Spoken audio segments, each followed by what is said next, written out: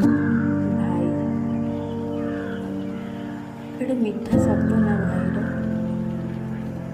ଭାଇ ସିଏ ଯିଏ ଭଉଣୀକି ସେତିକି ସ୍ନେହ ଶ୍ରଦ୍ଧା ସେତିକି ଭଲ ପାଇ ଦିଏ।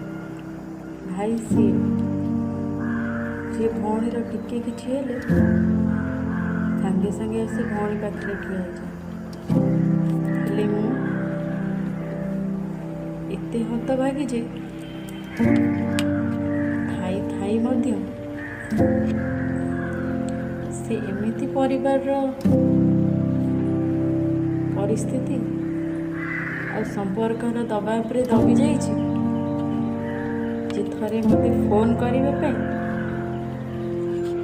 କି ଥରେ ଭଉଣୀ କେମିତି ଅଛୁ ସେ ଭୁଲି ଯାଇଛି। ନା ତାର କିଏ ଭଉଣୀ ଥିଲା ନା କିଏ ଅଛି ସେ ଜିନିଷ ବି ସେ ଭୁଲି ଯାଇଛି। ଆଜି ରାକ୍ଷୀ ପୂର୍ଣ୍ଣମୀ, ସବୁ ଭଉଣୀମାନେ ଏଇ ଜିନିଷ ଭାବନ୍ତି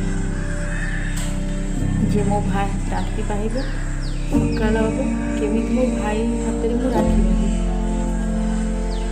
ହେଲେ ମୁଁ ଭାଇ ଥାଇ ମଧ୍ୟ ରାକ୍ଷୀ ବାନ୍ଧିବା ପାଇଁ ହାତ ଖୋଜୁଛି।